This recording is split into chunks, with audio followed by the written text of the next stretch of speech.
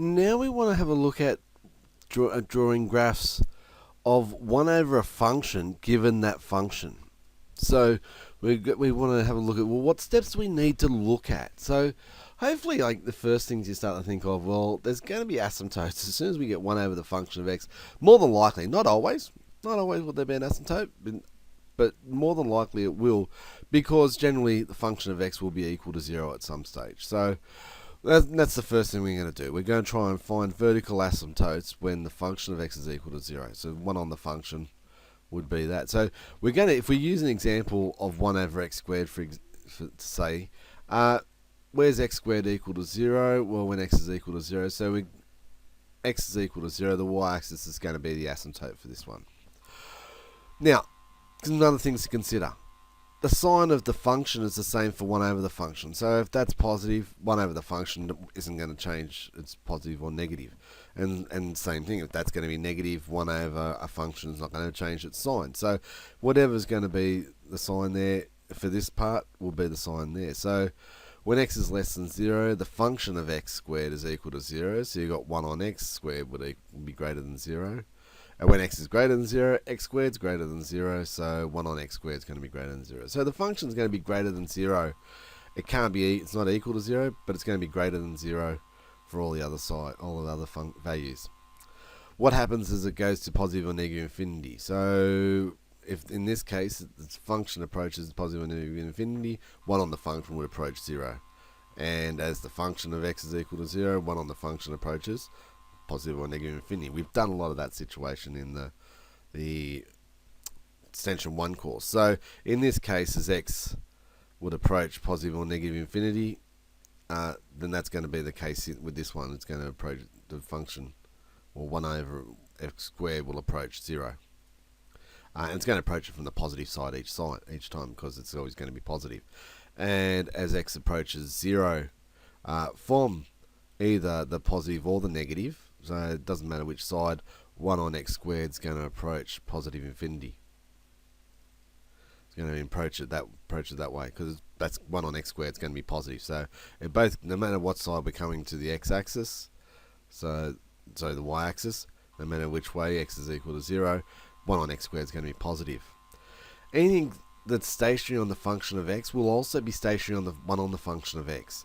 The only exception is where the function of x equals 0, and that's going to give us an asymptote. So so the only stationary point in this one on x squared would be at x is equal to 0. So there's no stationary points on 1 on x squared. And if the function of x is even, 1 on the function is even. Function of x is odd, 1 on the function of x is odd. So that works as well, which is nice. Again, just little tricks to look at. So this is going to be an even function, because x squared is an even function. So we're going to have that situation going on for us. So what does our graph look like? There's the function there, y is equal to x squared. So as we said, it's going to have an asymptote at the y-axis. So because that was equal to 0 there, so it's going to be having an asymptote there. Where it was x was greater than 0, this function was positive, so this function stays positive. This part, when x is less than 0, this part of the function was positive, so it stays positive. So it's the signs stay the same. We also see, as we mentioned, as the function of x there, x squared approaches 1 infinity. 1 on x function of x squared, 1 on x squared approaches 0. And the same this side, approaches positive infinity, approaches 0. As we approach 0 from either side, so no matter this side or this side, it approached positive infinity. Even function, there was no stationary points, so we knew we didn't have to worry about that. But an even function there, so an even function there, you can see how they've got that symmetry about the y-axis. So they're the things you need to look for. If we go again, I'm trying to provide you with a little checklist of things to do when you come up against certain graphs, so we don't miss out on any important points. So I think by doing that, you're going to make sure you get the required information every time. Let's have a look at 1 on x squared minus 1. So drawing the graph of x squared minus 1. So what do we need to notice? Well, x squared minus 1 equals 0 at plus or minus 1, so we're going to get vertical asymptotes there. turning point at x is equal to 0. So in that case, we're going to get a turning point on 1 over x squared minus 1 as well. So that's going to be the case there. So at that turning point there, and also what's going to happen as it approaches minus 1, well, the function there approaches positive and negative infinity, and it approaches 1, it's going to approach positive and negative infinity as well from either side. So we look at the signs of it and be able to say, well, where x squared minus 1 is positive, the function stays positive. Where it was negative, the function stays negative as well. Also, a turning point is not too bad in that case because it goes through minus 1, so we know where 1 over minus 1 would be. A better graph of it looks like that. So there's our function. We can see, again, that's an even function, so our 1 over the function of x is even as well. So the turning point meets up there nicely, only because it goes through minus 1, because 1 on minus 1 is 1 there. So we can see that's going to turn in at that time. But again, you get this effect of what's going to happen as it approaches 0 there, that approaches infinity. As that part approaches infinity, it approaches 0. And vice versa. Approaches 0, so it approaches infinity. So that's 1 over x squared minus 1. Let's have a look at another one. 1 on 2x minus 1. Again, what we want to do is make sure you draw up these graphs. Draw up 2x minus 1. So you get the situation where, well, that point's critical because that's where it goes through the x-axis. And if it goes through the x-axis, we're going to have an asymptote there. There's no turning points, so it's not a problem. Positive there, so the curve's positive this side. It's negative here, so the curve's negative this way. Because it's approaching 0, 1 on the function approaches infinity. Where the function approaches infinity, the curve of 1 on the function approaches negative infinity from the same sides. So we get that aspect every time. There's no turning points, as we said, and there's no symmetry we need to have to worry about there because it's not odd or even. So what our function here, 1 on x squared, x minus 1 all squared, or x squared, x minus 1 all squared looks like that. So we've got a turning point at 1, but because it's also a root there at 1, we get an asymptote, so there's no turning points on this function. Because it's squared there, it's going to be positive both sides. So we can see it's positive there, so the curve is going to be positive all the time, except where it's discontinuous at that function. Approaches 0, it'll approach infinity. Where the function approaches infinity, 1 on the function approaches 0. So it's not too hard if we follow the rules. Hopefully it's not too hard. This time we've got 1 on x cubed minus 1. Now x cubed minus 1 is our red curve here. So we've got that situation. So turning there, but we'll talk about that in a moment. Crosses the axis there. So it's going to be an asymptote at that point. The signs stay the same. So it's positive here, negative here. What's happening? It's going to approach 0 at those points. So it's approaching negative infinity, positive infinity. Goes to the function where it approaches infinity. 1 on the function will approach 0. Now, technically, I said turning point before. It's not turning. It's actually a stationary point. But it would be stationary for our function as well. Because the derivative, if we get the derivative there, it would give us a derivative.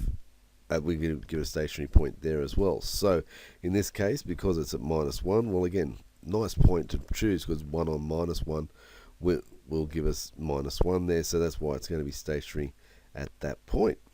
So there we go. Following the rules. It's not an odd function, so we can't put that into play. But we can start to use all our other rules and get a correct curve.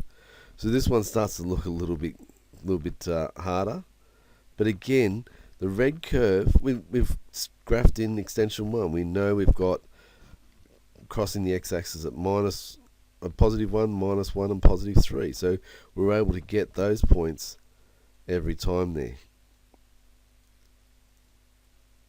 So we're able to do that. We're probably just going to estimate our turning points as such.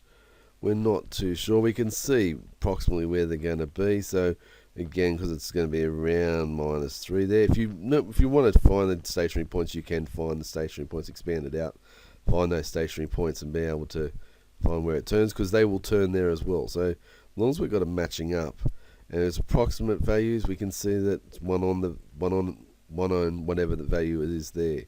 We can find that it goes through the x-axis at 3, so we know that's going to go through at 1/3.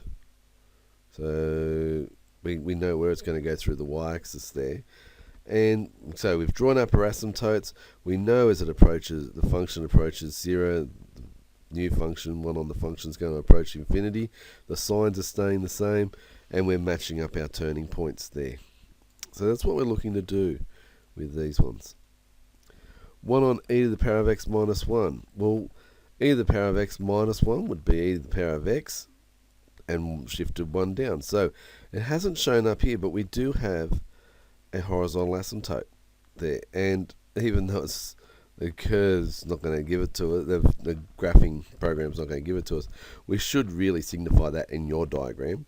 And that's a little bit harder here because it's getting to -4 and then it's starting to drift away. It's starting to get too close together to even show that asymptote.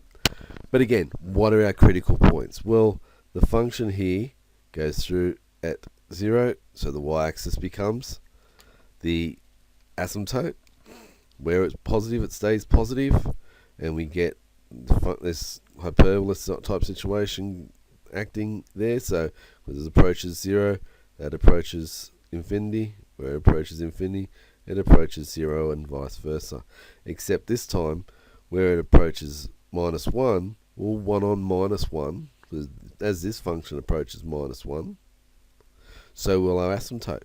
Because 1 on -1, it's really close. Even though it's not -1, it's going to be 1 on a value that's really close to -1, so it's going to approach -1. So that's why we've got that acting as a horizontal asymptote there, and that approaches 0, so that approaches infinity there. So that's what that one looks like. It's a little bit different because you've got that aspect happening. The other curve, so we've got log of x squared. So I've graphed x squared here, and then graphed the log of x squared from that because I'm taking the log of these values. I've got an asymptote at that part there. So that's still going to remain as an asymptote. So just because that's undefined there doesn't mean one on that doesn't make it defined, which sometimes your programs don't pick up.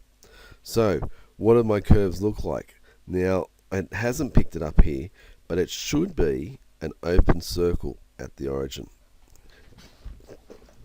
because the function there is not defined on for x is equal to 0. You take log of 0, it's not going to be defined. 1 on an undefined function is still undefined. So that's why it goes to an open circle there. Even though it approaches infinity, that will approach 0. It's never going to touch the axis, so that doesn't touch the axis. So that's the main thing we've got to look at. We've got our asymptotes as we had before, okay, because that's where the function